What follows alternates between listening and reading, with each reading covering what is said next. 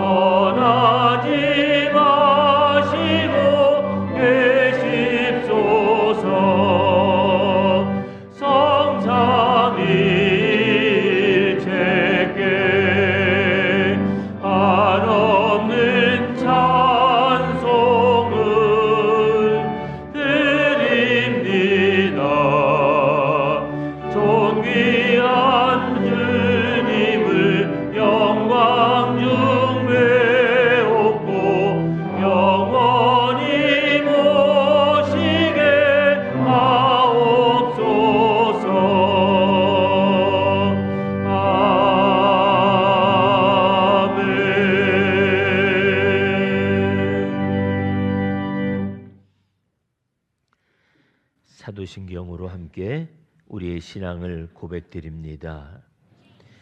나는 전능하신 아버지 하나님 천지의 창조주를 믿습니다. 나는 그의 유일하신 아들 우리 주 예수 그리스도를 믿습니다. 그는 성령으로 잉태되어 동정녀 마리아에게서 나시고 본디오 빌라도에게 고난을 받아 십자가에 못 박혀 죽으시고 장사된 지 사흘 만에 죽은 자 가운데서 다시 살아나셨으며 하늘에 오르시어 전능하신 아버지 하나님 우편에 앉아 계시다가 거기로부터 살아있는 자와 죽은 자를 심판하러 오십니다. 나는 성령을 믿으며 거룩한 공교회와 성도의 교제와 죄를 용서받는 것과 몸의 부활과 영생을 믿습니다. 아멘.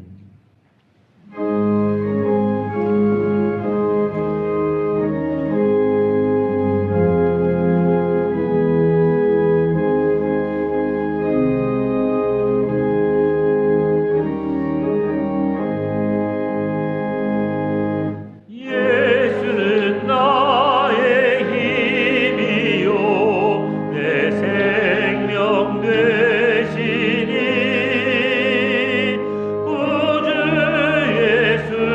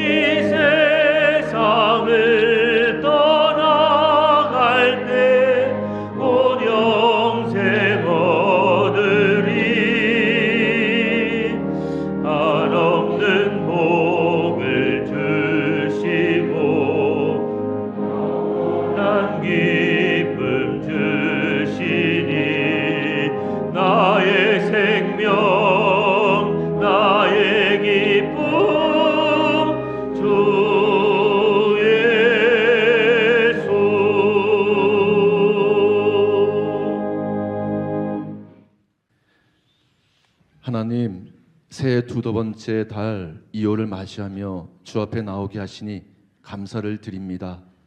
새해 첫날부터 우리를 사랑하시는 하나님의 말씀이 우리들 삶의 방향을 주님께로 정하게 하시니 감사를 드립니다. 아버지. 새해의 다짐과 소원을 주님께서 이미 들으신 줄 믿고 감사를 드립니다. 아멘. 하나님, 지난 재직 중직자 수련회에 은혜를 베풀어 주셔서 감사를 드립니다. 우리를 몸된 교회 재직이라는 일꾼으로 부르셨고 책임을 맡기셨음을 알게 하셨고 재직의 자세와 도리를 알게 하셨습니다.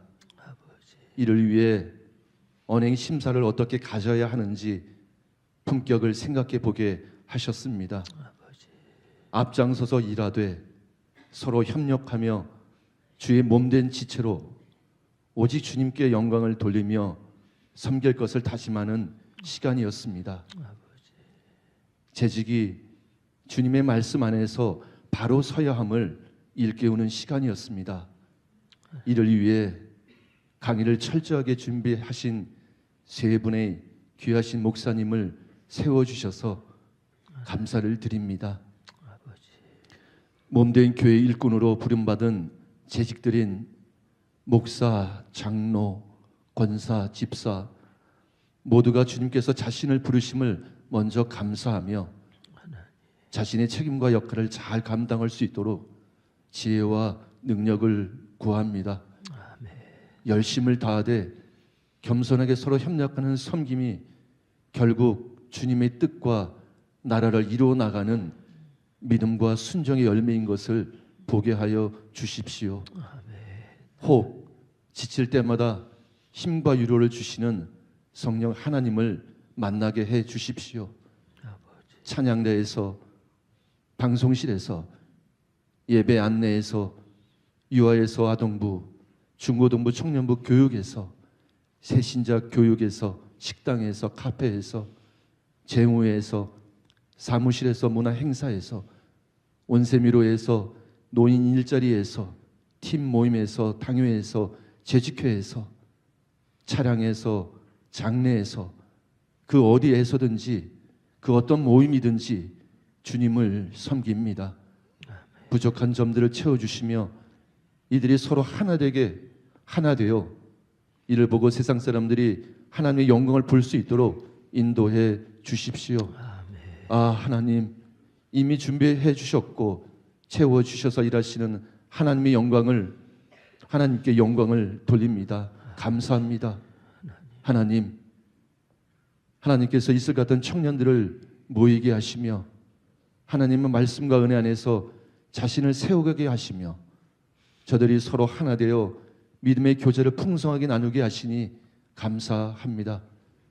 하나님께서 다음 주부터 있을 청년부 수련회를 은혜 가운데 붙잡아 주셔서 무엇인가 믿음으로 서로 도전하며 무엇인가 결단하며 무엇인가 주도적인 믿음의 열정을 불러 일으켜서 더욱 하나 되게 하여 주시기를 원합니다. 소극적인 자세에 탈피하여 적극적이고 능동적인 모습으로 점점 새로워지는 청년회가 되게 하여 주십시오. 그 시작과 끝이 바로 하나님 말씀과 은혜임을 알게 해 주십시오. 하나님, 이 자리에서 아주 낮은 음성으로 간구하는 지체들의 소리를 또한 들어주심을 믿고 나아싸우니 성령께서 김일원 목사님의 선포를 통하여 이들의 마음을 굳세게 붙잡아 위로해 주실 줄 믿고 감사를 드립니다. 또한 드림 찬양대의 찬양과 고백을 받아주시니 감사를 드리며 우리를 끝없이 용납한 사랑을 알게 하신 예수님의 이름으로 기도합니다. 아멘.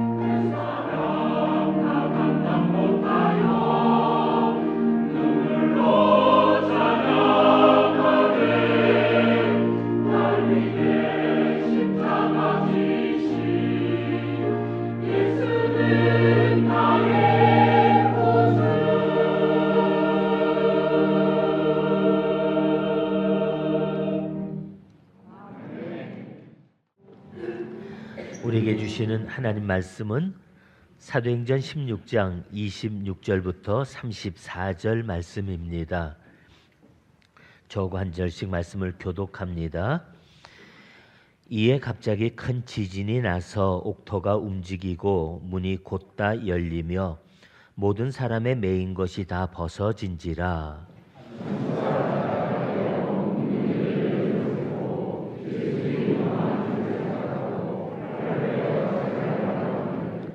바울이 크게 소리질러 이르되 내 몸을 상하지 말라 우리가 다 여기 있노라 하니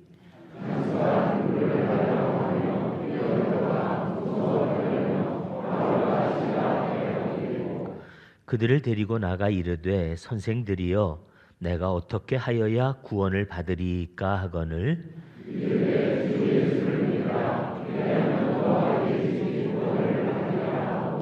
주의 말씀을 그 사람과 그 집에 있는 모든 사람에게 전하더라.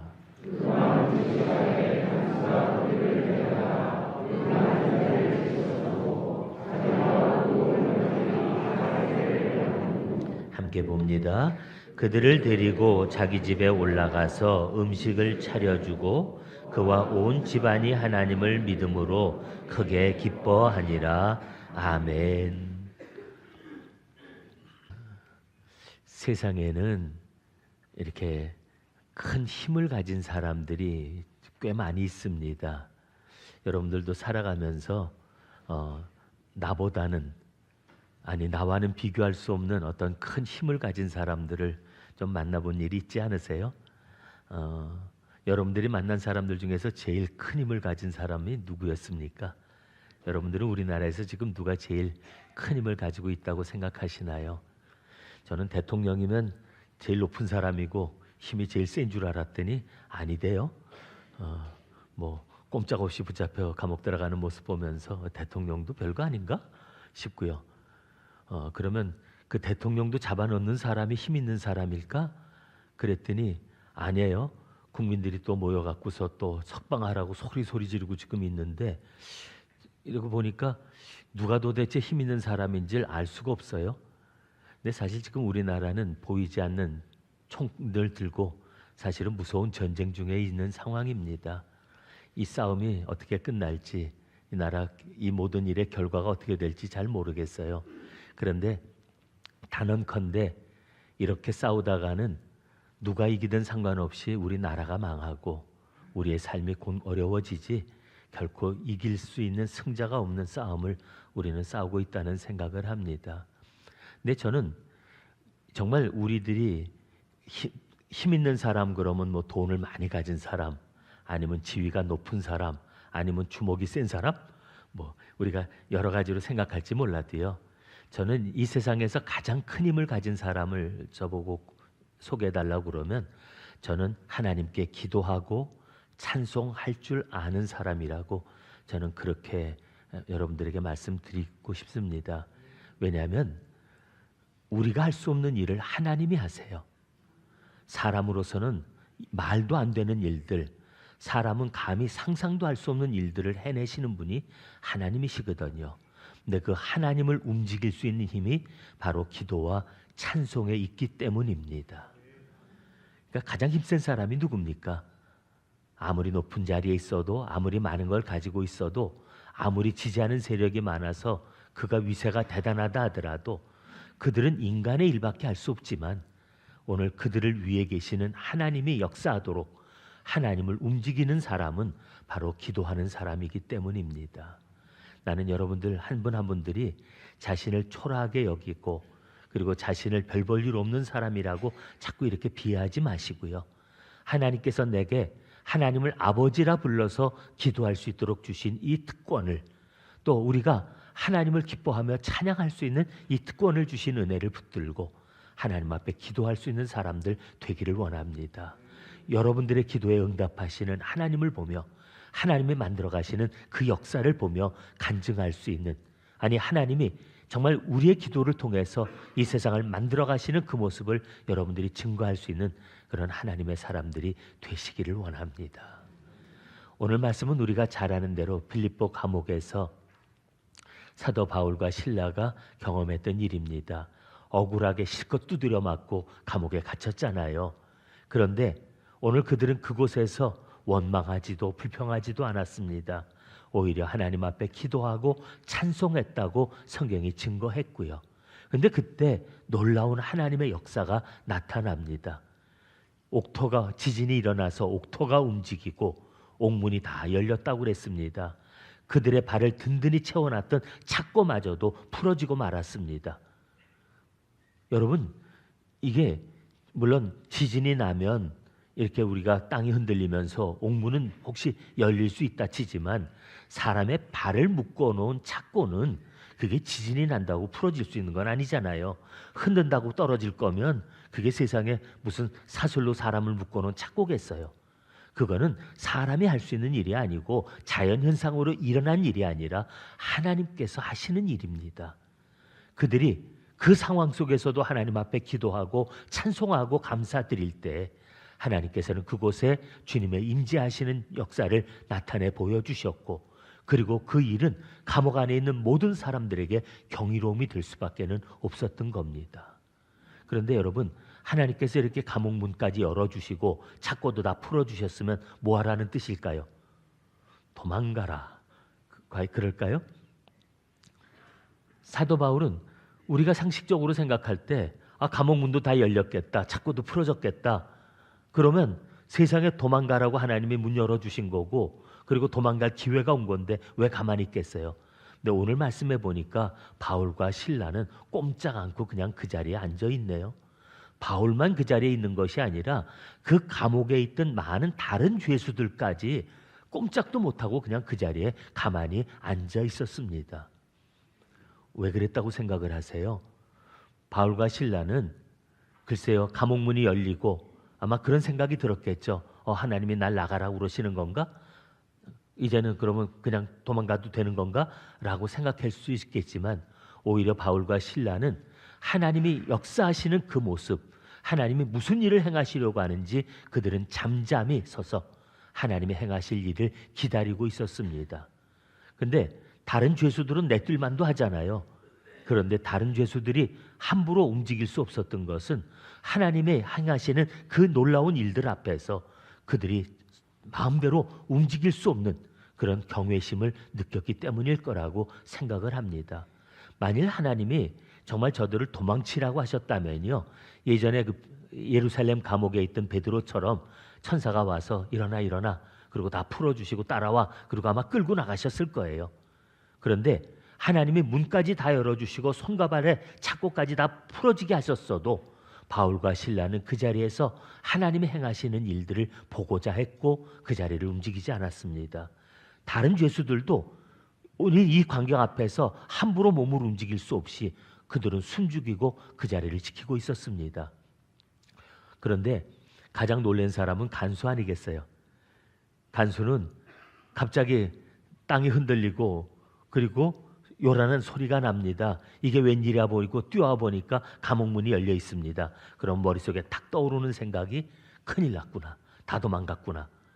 저들이 도망갔다면 그 결과는 뻔합니다. 그러면 저들을 지키지 못한 그 책임을 지고 자기가 결국은 고문을 당하고 죽음을 당할 수밖에 없지 않겠습니까? 그런 꼴을 보느니 차라리 죽자. 그래서 칼을 빼서 자결하려고 했다고 오늘 성경이 이야기합니다. 그런데 바울과 실라가 그 모습을 보고 황급히 말립니다. 큰 소리로 그를 제지합니다. 내 몸을 상하게 하지 마라. 우리가 다 여기 그냥 있다.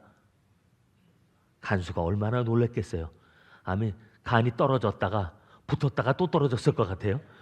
이게 옥문이 열린 것도 놀라운데 옥문이 열렸는데도 불구하고 도망도 안 가고 있는 사람들 보고 더 얼마나 놀랐겠어요.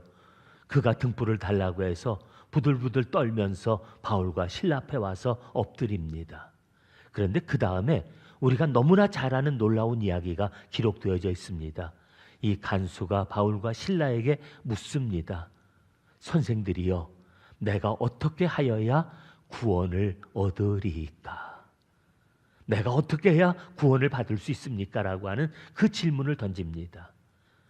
오늘 그 질문에 바울과 실라가 저에게 들려주었던 그 대답이 뭡니까? 주 예수를 믿으라. 그리하면 너와 네 집이 살리라. 우리 이 말씀을 같이 한번 해볼까요? 주 예수를 믿으라. 그리하면 너와 네 집이 구원을 받으리라. 참 이 우리가 너무 잘 아는 명대사, 우리가 잊어버려서는 안 되는 너무 소중한 대화가 오늘 이 본문에 담겨져 있는데요. 참 너무나 잘 아는 얘기니까 그래. 그리고 우리가 다시 한번 기억하고 상기하는 것으로 끝나서는 안 된다고 생각합니다. 왜냐하면 저는 이 말씀이 저한테 너무나 많은 질문을 주고 있기 때문입니다. 안다고 생각하지만, 우리가 지식으로는 알고 있지만 오늘 이 말씀이 우리들에게 지금 주시는 많은 질문들에 대해서 한번 우리들이 대답해 보았으면 좋겠습니다. 제가 오늘 이 이야기를 들으면서 이 대화 속에서 우리가 한번 깊이 생각해야 될 첫 번째 질문을 제가 여러분들에게 드립니다. 왜 사람들은 우리들에게 구원의 길을 묻지 않을까? 왜 요즘 사람들은 우리들에게 형제들아, 선생이여, 목사님, 내가 어떻게 해야 구원을 받겠습니까? 라고 왜 내게 묻지 않느냐는 겁니다. 여러분 그런 질문 받아보셨어요? 누가 여러분 보고 야, 나 어떻게 하면 구원받을 수 있어? 나 어떻게 하면 돼? 나 구원받으려면 어떻게 해야 되냐고 여러분들한테 혹시 그걸 물어본, 그 질문을 받아본 일이 있으신지요? 요즘 세상에서 아무도 우리에게 묻지 않습니다. 우리가 어떻게 해야 구원을 받을 수 있겠느냐고 물어보지를 않습니다. 여러분, 이런 지금 현실 앞에서 우리가 이 말씀을 머리로 그저 알고 그런 대화가 있었다, 그리고 지나갈 것이 아니라 한번 생각해 봐야죠. 왜 지금은 세상이 우리에게 구원의 길을 묻지 않을까? 왜 아무도 우리들에게 구원의 길이 어디 있느냐고 아무도 물어보지 않을까? 여러분 그 질문 한번 해봐야 되는 거 아닌가요? 그 이유가 뭐라고 생각하십니까? 궁금하지도 않아요. 아니, 물어봤자 소용없다고 생각하는 거 아니겠어요? 여러분, 우리가 교회 다니는 사람이라는 건 사람들도 압니다. 그러나 그 사람들이 우리를 보면서 예수를 믿는다는 게 뭔지 과연 그들이 알 수가 있을까요? 우리가 예수 믿는 게 그들에게서 뭔가 궁금하고 뭔가 물어봐야 될 이유가 있고 우리들한테 그런 질문을 해야 될 무슨 이유가 있는지 우리들 한번 우리 자신을 먼저 돌아보아야 되는 것 아니냐는 겁니다. 우리는 교회 다니는 사람 맞습니다. 사람들이 예수쟁이라고 얘기합니다. 뭐 집사님, 권사님 그러고 우리들을 불러주기도 합니다. 하지만 한번 우리가 스스로 생각해 보세요. 그들이 우리들을 보면서 우리가 받은 구원이 그들에게서 너무 부럽고 그리고 그 구원의 길이 어떻게 우리도 얻을 수 있는지 그렇게 궁금하고 정말 묻지 않으면 견딜 수 없어서 우리들한테 그런 질문을 할 수 있는 그런 삶을 우리가 살아가고 있느냐 하는 겁니다. 오히려요, 지금 세상에 놀라운 거는요, 영성을 기업에서 얘기합니다. 우리가 성령을 받았다라고 얘기하는데 예수 믿는 사람 속에서 영성이 뭔지도 모르고 영성이 나타나는 사람을 찾기가 얼마나 어려운지 모르겠어요. 오히려 기업에서 광고하면서 영성을 얘기하고요. 그리고 영성으로 경영한다는 그런 얘기를 지금 기업들이 하고 있어요. 예수 믿는 사람보다도 더 선한 일들, 더 그리고 뭔가 뜻있는 일들을 세상 사람들이 더 많이 하고 있습니다. 오히려 교인들은요, 세상 사람들을 보면서 그들 그저 상식적으로만 살아가도 괜찮을 텐데 오히려 상식적이지도 못한 사람, 상식에도 못 미치는 사람들이 너무나 많다 보니까 세상 사람들한테 비웃음 받지 않고 조롱이나 당하지 않으면 다행이라는 생각을 합니다. 근데 여러분, 그래서는 안 되는 거 아닌가요? 우리를 보면서 뭔가 다른 게 있어야죠. 우리를 보면서 물어보고 싶은 게 있어야죠. 그래서 우리들한테 너는 왜 예수를 믿냐고, 그리고 나도 어떻게 하면 예수를 믿을 수 있겠느냐고 물어보는 사람들이 되게 해야 되는 것, 먼저 우리가 가져야 될 책임이라고 하는 사실입니다. 저는 오늘 이 말씀을 읽으면서 제가 이 말씀 앞에서 먼저 절망하게 되는 것이 아무도 우리에게 물어보지 않는다는 것, 아무도 교회에게 이런 질문을 하지 않는 이런 현실을 생각하면서 마음이 답답한 마음을 가지고 오늘 이 말씀을 대하게 됩니다. 오늘 간수가 꿇어 엎드려서 형제들아, 선생이여, 우리가 어떻게 해야 구원을 받으리까라고 물어본 이유가 뭐겠습니까? 그는 그 자리에서 하나님의 임재를 경험했습니다. 하나님의 행하시는 일을 보고 있는 겁니다. 사람으로서는 이해하고 상식적으로는 받아들일 수 없는 일들을 지금 보고 있는 현장입니다. 그 속에서 자기 지금 생명이 오락가락하는 그 판이지만 그는 그곳에서 단순히 자기가 살 길을 찾는 것이 아니라 구원의 일까지 물을 수밖에 없는 것은 그들 속에서 인생의 진리를, 그들을 통해서 저가 살아갈 참된 길을, 답을 구하고자 하는 것이 오늘 그 상황에서 이 간수가 무릎 꿇어 구할 수밖에 없는 질문이었기 때문입니다. 저는 우리들에게서 믿음의 증거가 있기를 원합니다. 교회를 다니는 사람으로 만족하지 마시고요. 여러분들이 정말 예수를 믿는다면, 우리가 예수를 믿는 사람이라면 내가 예수를 믿는다는 증거가 무엇인지를 사람들에게 보여줄 수 있는 삶이 되기를 바랍니다. 여러분, 병에 걸릴 수도 있습니다. 그런데 병에 걸리면 죽는 소리 하는 거 똑같아요. 우리가 살면서 어려운 일 겪을 수 있습니다. 한숨 쉬고 원망하고 남을 향해 불평하고 하는 거 누구나 다 할 수 있습니다. 그러면 그런 모습을 보고 사람들이 우리가 교회 다니는 사람인 건 알겠지만 예수 믿는 게 우리들의 삶에 무슨 도움이 되는지, 예수 믿는 게 우리들에게 무슨 의미가 있는지 아무도 궁금해하지 않지 않겠습니까? 그런데 우리가 뭔가 다르다면 사람들이 의문을 갖게 되고, 의문을 가지면 우리들에게 물을 수밖에 없을 겁니다. 당신은 죽을 병에 걸렸다고 하는데도 어떻게 감사가 나옵니까? 당신은 그런 병에 걸렸는데도 어떻게 웃을 수 있습니까? 당신은 죽음이 두렵지 않습니까? 라고 우리가 죽음조차도 의연하고 그 죽음 앞에서 두려워하지 않고 오히려 기도하면서 그 질병과도 싸워 이겨낼 줄 아는 모습을 본다면 사람들이 우리에게도 묻지 않겠습니까? 당신들이 믿는 예수가 누구냐고, 나도 어떻게 하면 구원을 받을 수 있겠느냐고 물어볼 겁니다. 우리가 남들과 똑같은 삶을 살아가고요, 똑같이 화내고 똑같이 싸우고 똑같이 우리가 세상 속에서 욕심부리며 살아간다면 사람들은 우리를 보고 비죽거리겠지만요, 우리가 섬기는 삶, 우리가 살아가는 모습이 뭔가 다름이 있다면 사람들이 우리에게 그때 비로소 물어볼 겁니다. 당신가 믿는 예수는 누구이기에, 당신은 왜 그렇게 살 수 있느냐고 우리들에게 물어보지 않겠습니까? 저는 오늘 이 질문 앞에서 다시 한번 오늘 교회가 이 세상 사람들에게 정말 답 없는 존재가 되어버린, 예수 믿는 사람들이 세상 사람들 앞에 아무 더 이상 궁금할 것도 없고 물어볼 것조차도 없는 그런 존재로 살아가는 우리들의 삶 속에 다시 한번 하나님이 주시는 이 질문에 우리가 응답할 것을 가지고 살아가는 사람들이 되어지기를 바랍니다. 또 오늘 저는 이 말씀을 보면서 주 예수를 믿으라 하는 이 바울의 대답 속에서 제가 참 많은 고민을 하게 됩니다. 주 예수를 믿으라, 그거는요, 우리 예수 믿는 사람들이 우리가 또 전도하면서 증거해야 될 우리들이 이 가장 분명하고 확실한 이 세상의 모든 문제들을 해결할 수 있는 열쇠 아닙니까?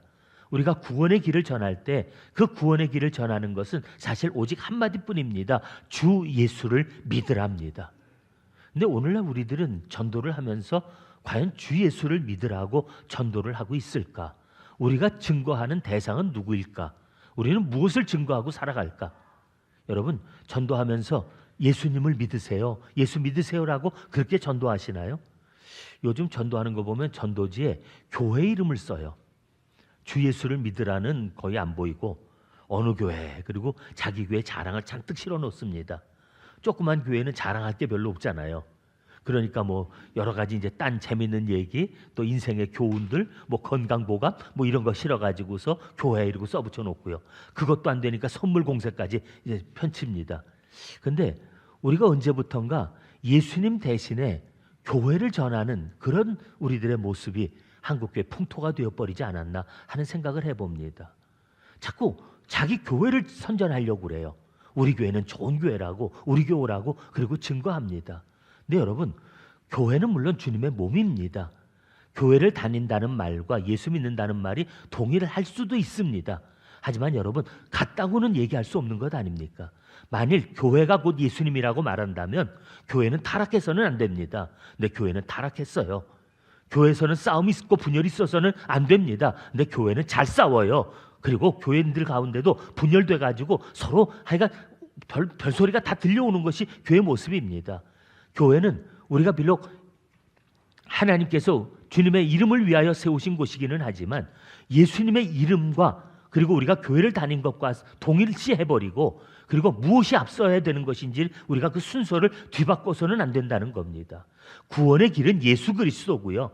예수님을 어떻게 믿어야 되냐고 물어본다면 그때 가까운 교회가 나가서 보세요. 가까운 교회를 가셔서 목사님을 만나보세요. 그리고 질문해 보세요. 라고 우리가 방법으로 교회를 소개할 수 있고, 그리고 목사님을 얘기해 줄 수는 있지만, 그러나 목사가 예수님을 대신할 수 없고 어느 교회가 예수님을 대신할 수는 없다는 겁니다. 우리가 전해야 될 거는요, 어떤 좋은 교회도 아니고요, 그리고 우리 교회는 이런저런 프로그램을 한다고 하는 그 프로그램도 아니고요, 우리가 전해야 될 것은 오직 하나, 예수 그리스도, 예수를 믿으라고 하는 그 말밖에는 우리가 전할 것이 없다는 사실입니다. 언제부턴가 이것이 혼용되고 있어요. 그리고 혼용되는 것이 아니라 와전되어 버렸어요. 그래가지고서는 교회를 자꾸 자랑하고 교회를 키우려고 애를 씁니다. 그저 교회만 부흥하고 크면 그게 좋은 교회고 하나님의 뜻이 이룬다고 그렇게 생각합니다. 아니요, 교회 안에도 예수 안 믿는 사람 너무너무 많아요. 예수님을 믿는다면 그렇게 살 수 없는 그런 삶을 살아가는 분들이 너무 많다는 겁니다. 우리에게 필요한 거는요, 교회를 다니든 안 다니든 상관없습니다. 예수 믿는 것이 중요합니다. 나도 예수 믿어야 되고 내가 믿는 예수를 사람들에게도 믿으라고 이야기해 줄 수 있어야 된다는 겁니다. 예수님을 그 무엇과도 바꿀 수 없다는 사실을 우리가 생각하면서 정말 내가 예수 믿는 사람인지, 내가 예수님을 자랑하고 예수 믿으라고 전하고 있는지 우리가 그 사실을 다시 한번 우리들에게 물어볼 수 있어야 됩니다. 나 교회 수십 년 다녔습니다. 여러분, 그거 자랑하지 마세요. 내가 교회에서 이런 직분을 가지고 있습니다. 내가 교회에서 이런 일도 했고 저런 일도 했습니다. 이야기하지 마세요. 아무 의미 없습니다. 주님께서 말씀하실 때 그 심판날에 내가 주의 이름으로 귀신도 쫓아내고 못도 하고 주님이 한 말씀 하십니다. 내가 너를 도무지 알지 못하노라. 이 주님이 우리들에게서 찾으시는 것은 우리 안에 있는 예수님을 향한 믿음입니다. 주 예수를 믿으라고 우리들에게 말씀하시고요, 우리는 믿음의 사람으로 사는 거지 교인으로 살아가는 게 아닙니다. 그것이 같았으면 좋겠어요.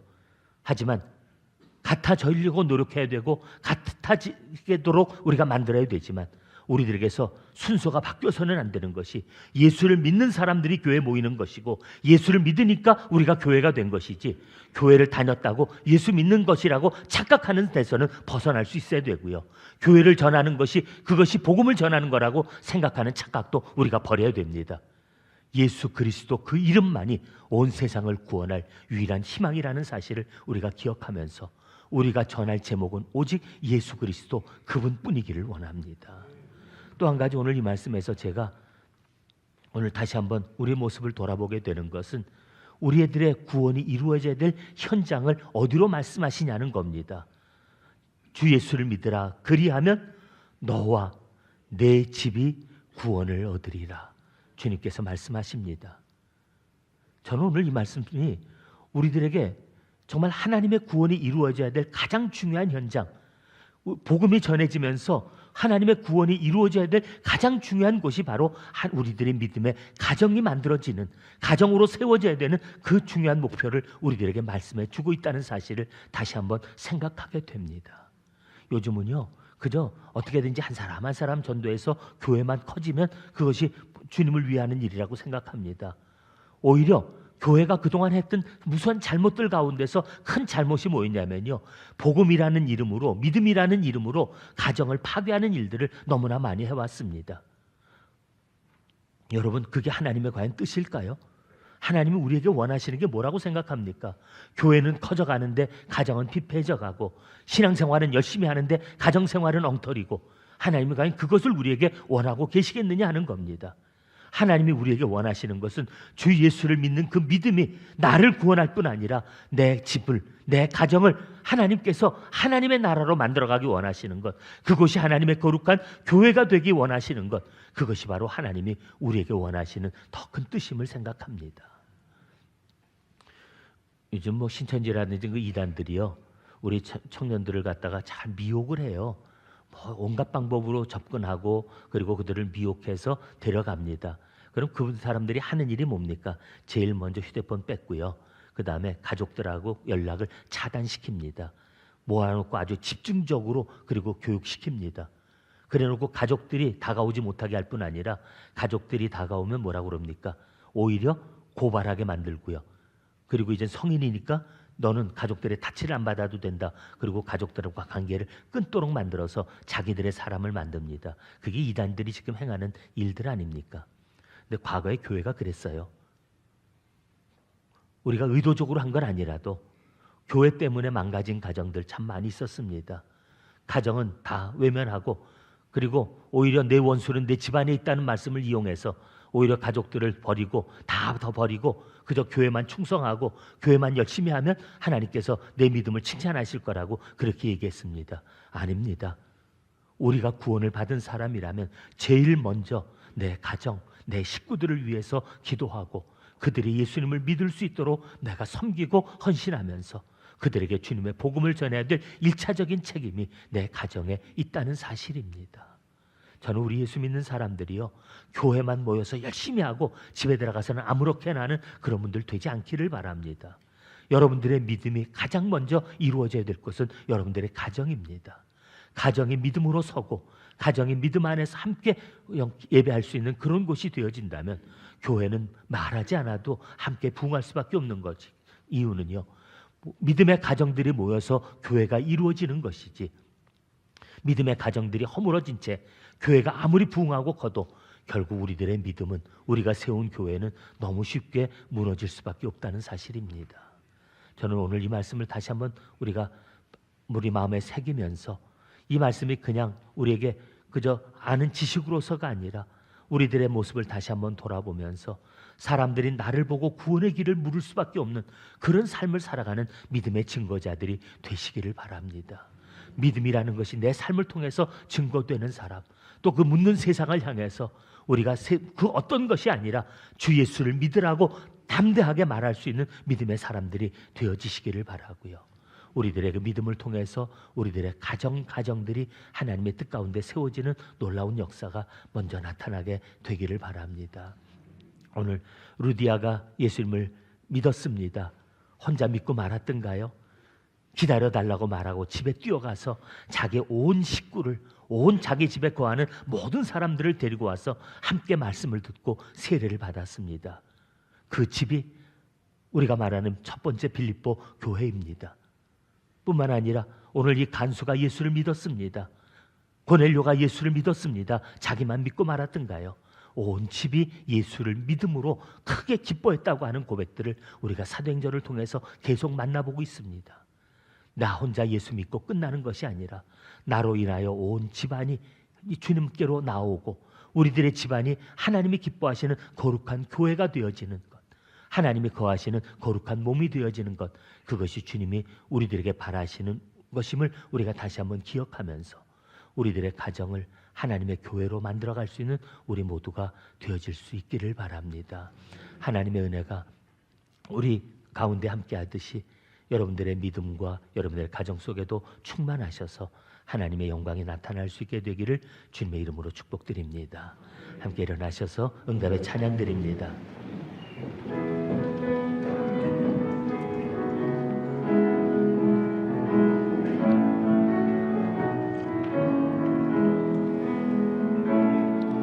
주 선한 능력으로 많으시네. 그 크신 팔로 날 붙드시네. 절망 속에도 흔들리지 않고 사랑하는 주 얼굴 구하리. 선한 능력으로 일어서리. 주만 의지하리. 믿음으로 우리 교회 안에 주 오실 그날 영광과 맞이하리. 이전의 괴로움 날 애워싸고 고난의 길을 걷는다 해도 주님께 모두 맡긴 우리 영혼 끝내 승리의 날을 맞으리. 선한 능력으로 일어서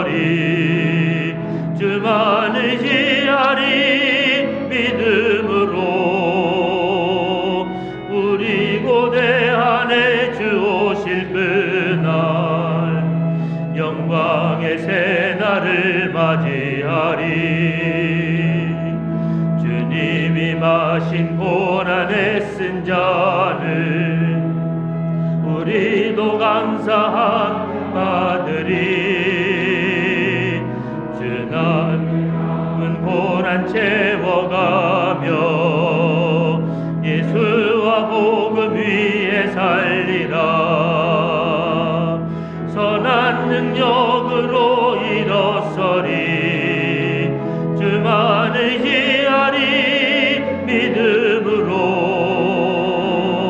우리 고대하네 주 오실 그날 영광의 새날을 맞이하리.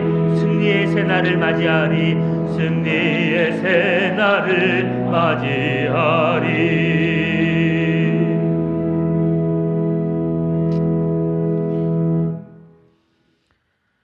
하나님, 우리를 하나님의 자녀 삼으시려고 우리를 위하여 독생하신 아들 예수 그리스도를 보내주셨습니다. 그 예수 그리스도가 우리의 구원이 되며 우리의 승리가 됨을 고백합니다. 하나님, 이 고백이 우리들의 입술에만 있지 않게 하여 주옵소서. 우리들의 살아가는 삶의 증거들이 되게 하여 주시고, 오늘도 구원의 길을 찾아 헤매는 사람들이 우리들을 향하여 우리들에게 구원의 길을 물을 수 있는 삶을 살아가는 믿음의 증거자들이 되게 하여 주시옵소서. 아버지 하나님, 입술로만 믿는다 말하는 저희들 되지 말게 하여 주시고, 우리들의 믿음이 삶으로 나타나서 사람들에게 구원의 길을 보이며 구원의 길을 묻는 사람들에게 예수 그리스도를 증거할 수 있는 삶이 되게 하여 주옵소서. 또한 하나님 아버지, 이 시간 무너진 우리들의 가정을 위해 기도합니다. 아버지 하나님, 가정들이 믿음으로 하나 되게 하여 주옵소서. 주님의 구원이 이루게 하여 주셔서 우리들의 가정들이 작은 교회들이 되게 하여 주시고 하나님의 천국이 되게 하여 주시옵소서. 아버지 하나님, 우리들의 믿음을 통하여 하나님의 행하시는 역사들이 오늘도 이 땅에 증거되기를 원하오니 우리들을 주의 것으로 삼으시고 복음의 증거자들로 살게 하여 주옵소서. 주님 가신 그 길을 우리도 따라가게 하시며 우리들의 삶을 통해서 예수 그리스도의 이름이 온 세상에 증거되도록 우리를 십자가의 증거자들로 사용하여 주시옵소서. 이제는 우리 주님 예수 그리스도의 은혜와 하나님 아버지의 그 크신 사랑과 성령님께서 역사하시며 위로하시고 권고하심이 오늘도 주님 복음의 증거자로 살겠습니다. 예수님의 살아있는 증거가 되겠습니다. 고백하는 사랑하는 주의 백성들과 오늘 우리의 온 가정 택하여 세우신 이 제단 위에 주님의 복음을 갈망하는 이 땅의 많은 영혼들 위해 이제로부터 영혼까지 함께 계시기를 간절히 축원하옵나이다. 아멘.